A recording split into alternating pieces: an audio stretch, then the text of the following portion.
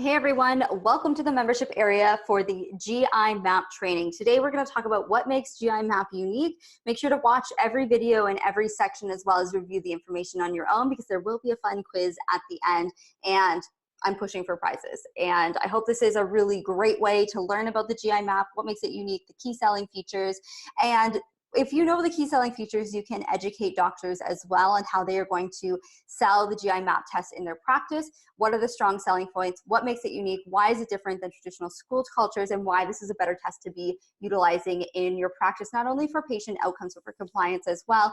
And of course, if a patient sees this physical data, exactly what they need to be taking and why, they are more likely to comply. And of course, by providing that education and resource, you're going to see as an educational tool to the practitioners, and it's going to be more likely that they are going to purchase the Designs for Health supplements that are associated with this GIMAP test. So diving right in, what makes the GIMAP unique? Number one, the really great benefit of this test is it is a single stool sample. Traditional testing requires multiple samples over a 3-day period. So for patient compliance and ease of use, this really makes it superior. That is a one single stool sample. The next benefit is that it's a comprehensive collection of microbial targets, as well as including data on the immune health, as well as the digestive markers, such as things like inflammation. What is the immune system doing? Are you digesting your fats properly? How is your pancreatic enzymes functioning? Are you sensitive to gluten? Do you have leaky gut? So it's not just looking at the microbial targets, the viruses, the pathogens, the bacteria, the opportunistic bacteria, the autoimmune triggers, but it's also looking at how is the health of the digestive system as a whole.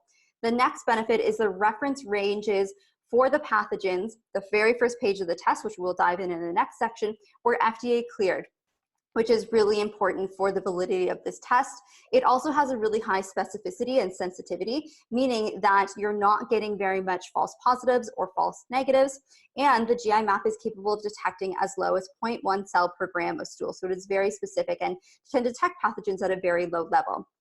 It quantifies bacteria, fungi, viruses, and parasites using qPCR.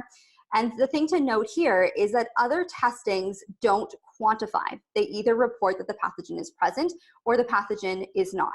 So it's really important to know the quantity of the different bacteria, fungi, parasites, viruses that are present so that you can dictate an appropriate treatment plan, as in, does this pathogen actually need to be treated or not?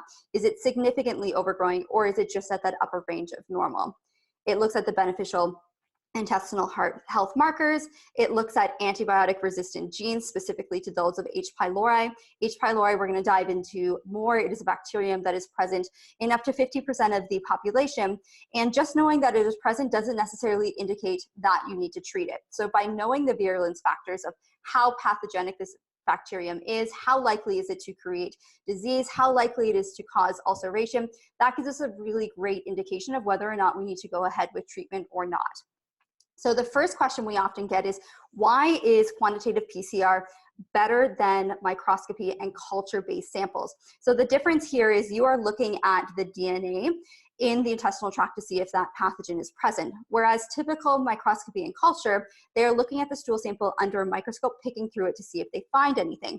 Now they have to pick through it. They have to take that stool sample, put it on a medium with specific nutrients to grow a specific organism. You can't just look through it and say, okay, yep, this here, this here, this here, this isn't here. You actually have to plate it and provide it specific nutrients to make certain bacteria or viruses grow. And if they don't grow, then you won't see them. Now, the thing is, you have to make sure that you're choosing the specific plate and the specific nutrients, so you could miss things is a really big part of it.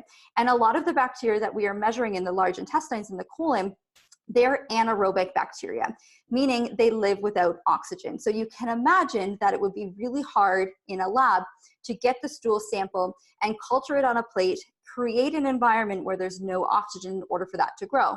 So you're going to be missing a lot of these anaerobic bacteria just by the treatment method or the testing method that you are using, because it is very hard to cultivate microorganisms that live without oxygen. So this can be a really big blind spot for clinicians when they're trying to diagnose the source of infections if they're using traditional microscopy and culture.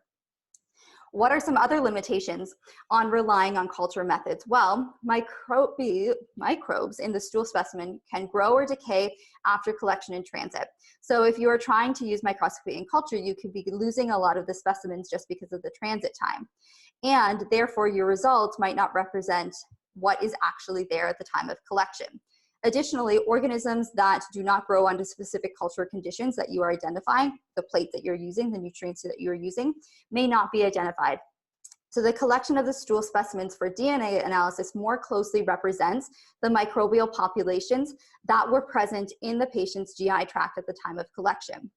And GIMAP was designed to detect microbes that might be disturbing normal microbial balance, contributing to illness, as well as indicates additional factors like the intestinal health markers that we'll discuss at the very end. Things like how is the patient digesting, how is it absorbing, how is inflammation, how is the immune system functioning in the gut. And lastly, the GIMAP quantifies bacteria, fungi, viruses, and parasites, again, using that quantitative PCR technology. This is a leap forward from other traditional methodologies that report only positive or negative. The key here is that they are quantifying the specific CFUs in the stool of each different microorganism. So this is a really, really highly sensitive report. And from a clinical significance standpoint, it is so valuable to know exactly what value of each of those microbes are present at what level. Lastly, this video here, what I have done for my practice is I recorded a video of me unboxing the GIMAP to explain to the patient how to use it. This is something that you could recommend to your doctors to save time in the visit so that you're not having to open the box and explain the sheets. This is a really added way that you can provide value to your practitioners by saying, hey, why don't you record a video just on your phone of you explaining how to actually go about doing the test, how to fill out the paperwork. It saves a ton of time in my practice, and my patients find it extremely valuable because we give them so much information and education during a visit that they might forget how to actually do the GIMAP test, even though it's very self-explanatory. But this is a great thing that I've implemented in my practice. You can have a look at how I did that and then recommend your practitioners do it as well.